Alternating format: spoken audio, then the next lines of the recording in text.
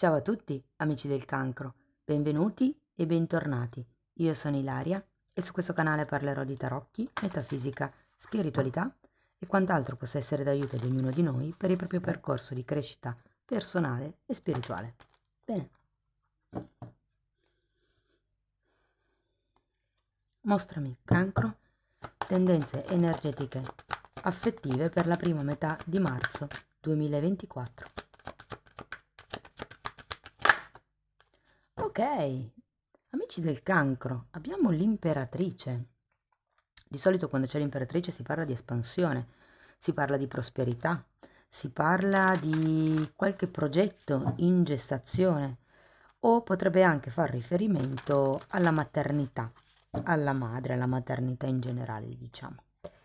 Andiamo a vedere di che cosa si tratta nello specifico con i tarocchi. Come sempre vi ricordo che le letture sono generiche, sono per un collettivo, quindi è facile che non risuoni tutto. Se non risuonasse nulla, se voleste completare il messaggio, vi invito ad ascoltare l'ascendente, il segno lunare oppure Venere.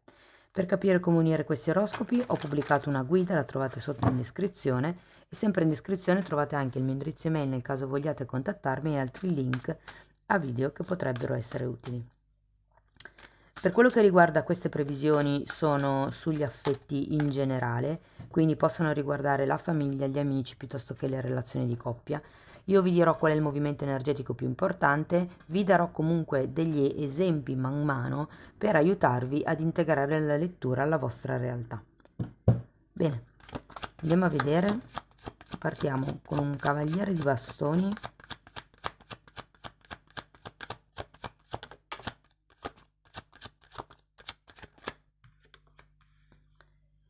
Un 2 di coppe,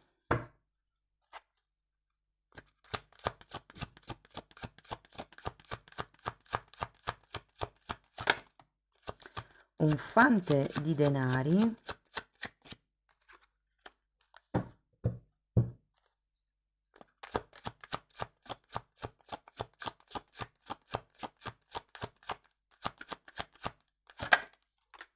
un asso di denari. Devo dire che le carte non sono male, iniziando il mese.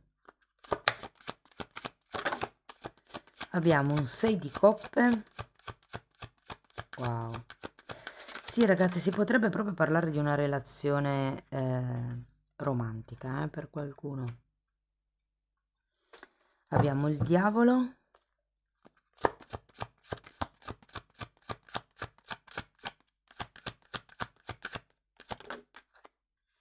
E un fante di bastoni. Che interessante, cavaliere e fante di bastoni. Allora, questo cavaliere potrebbe rappresentare la vostra persona di interesse, ragazzi.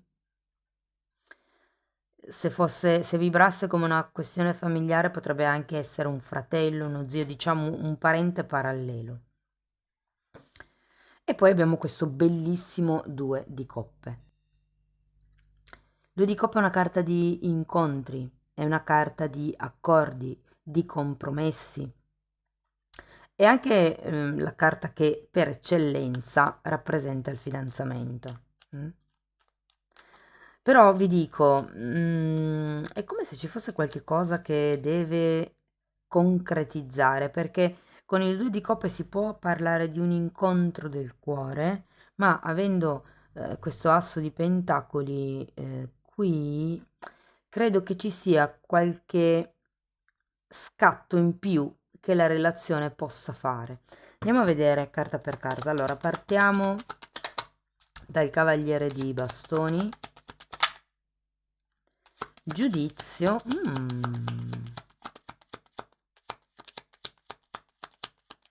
Ragazzi, direi che con il giudizio potrebbe essere una persona che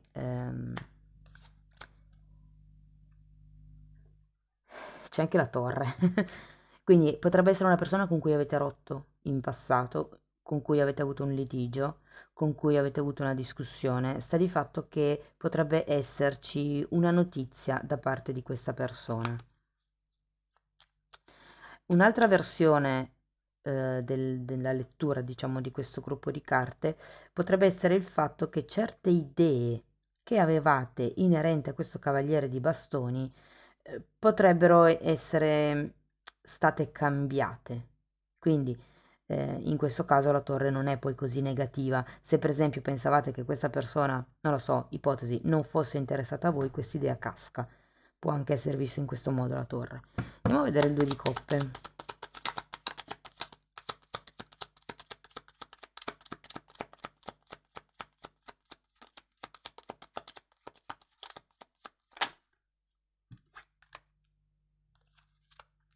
Abbiamo un fante di bastoni, un 10 di coppe e un eremita.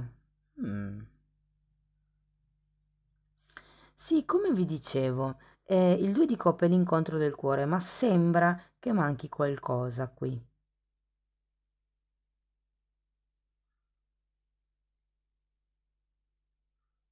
Ho come l'idea che qualcuno potrebbe romanticizzare un pochettino troppo questa relazione, perché poi comunque alla fine c'è questo eremita e mi dà un po' da pensare che nonostante questo incontro del cuore, questo compromesso che ci potrebbe essere all'inizio di marzo, qualche domanda qualcuno se la sta facendo. Andiamo a vedere il fante di pentacoli. È come se ci fosse una sorta di solitudine nonostante l'essere in coppia, nonostante aver raggiunto questo compromesso, questo accordo, questo incontro.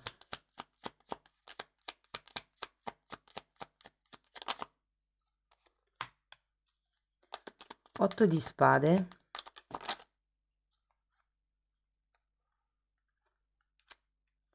Appeso e luna. Sento che c'è qualcosa che incastra qua, ragazzi. Può essere che la persona non fosse nel passato completamente disposta nei vostri confronti e questo vi abbia creato delle paure, come dice la luna. Però io credo che qui ci sia qualcosa di più profondo. Vi dico, con questo asso di denari che adesso andiamo a vedere, come se mancasse la chiave, in un certo senso. Manca qualcosa di concreto, manca come una cerimonia di apertura, sento.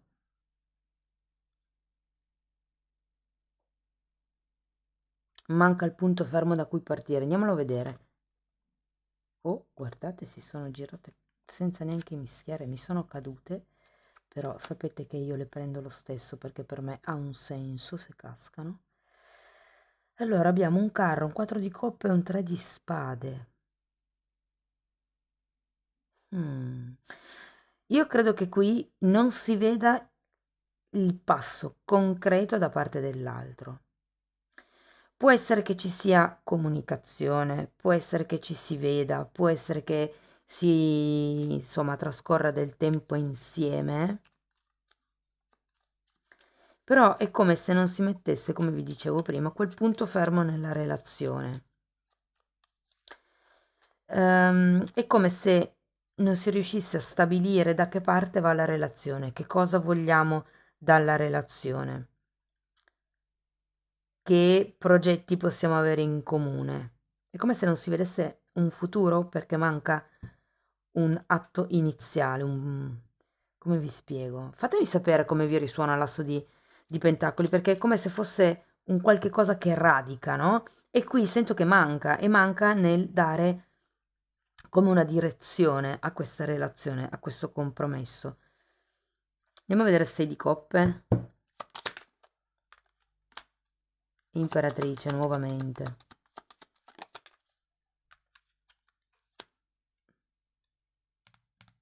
E 5 di spade.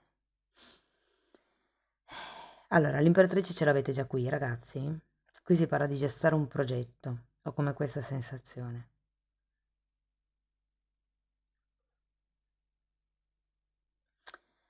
Però con questo 6 di coppe vi devo dire che potrebbe, ma solo perché c'è il 5 di spade vi dico così, potrebbe esserci un'idea un po' illusoria che voi avrete. Il 6 di coppe parla un po' di romanticizzare l'amore, di romanticizzare una relazione e vi dico che ho la sensazione che voi con questa persona ehm, stiate dando, diciamo, più importanza di quello che in realtà dovreste. È come se steste mettendo questa persona su un piedistallo. Invece qui c'è come della confusione mentale su come gestire il progetto, su dove dirigere il progetto, su che tipi di scelte fare. Voglio andare a vedere questo diavolo.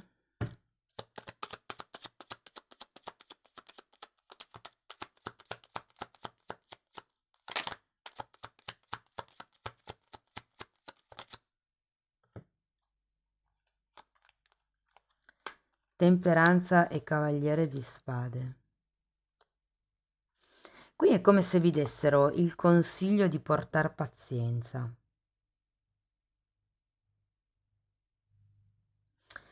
Allora, ho come la sensazione che, perché quando c'è il diavolo c'è sempre un'energia che comprime, che stringe.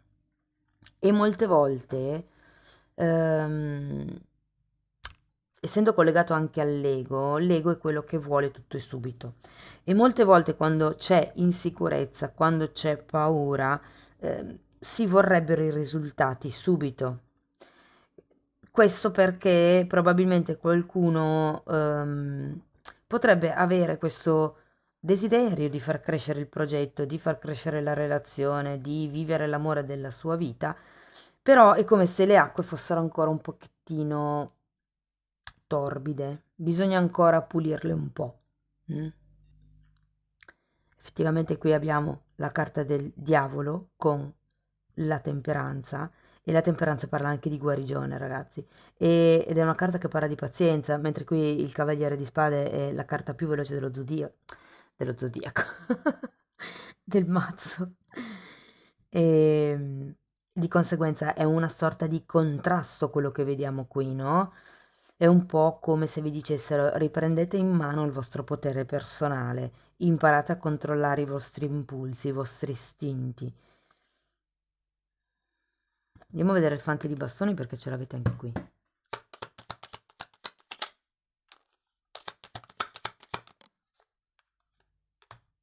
Uff, diavolo, guardate questa come si è fermata, la tiro su, 3 di coppe.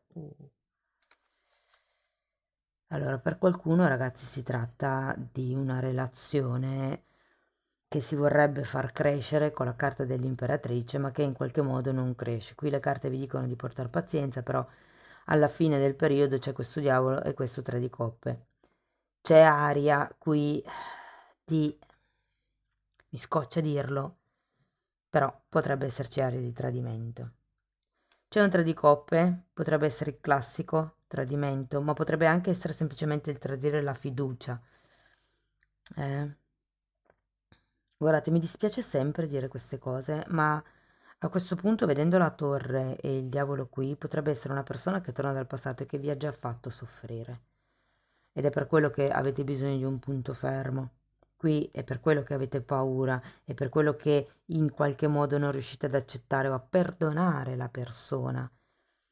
E quindi qui avete una sorta di confusione mentale perché da un lato vi risuona quello che vi dice la persona, perché magari è il sogno che volete vivere, però dall'altro c'è questa discrepanza tra quello che la persona dice e quello che la persona fa che non vi convince.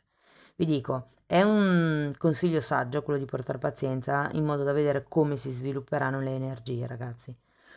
Però qui si tratta di riprendervi in mano il vostro potere personale, di dire no, io sento questo, per me è così e basta, cioè tu mi puoi raccontare quello che vuoi, però io la vedo in questo modo.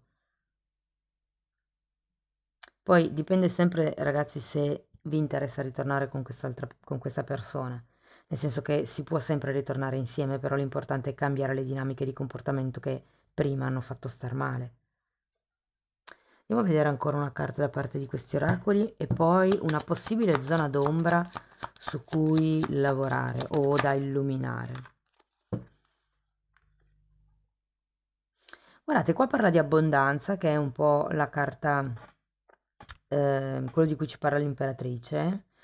Ecco, anche qua vi dice mantenete una mente positiva. Cercate di manifestare esattamente quello che volete. Gratitudine e benedizioni. E l'asso di denari, ragazzi, è un po' una benedizione, ma è come se non radicasse, come se non si sapesse bene, come se si avesse questo dono e uno dicesse adesso dove lo metto? Non so, non ho un posto sicuro dove metterlo. Andiamo a vedere il lato d'ombra.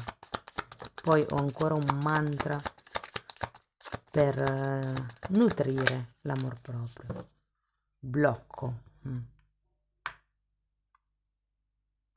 Ragazzi, potrebbe esserci qualcosa col terzo chakra, secondo per qualcuno, ma per molti è il terzo chakra.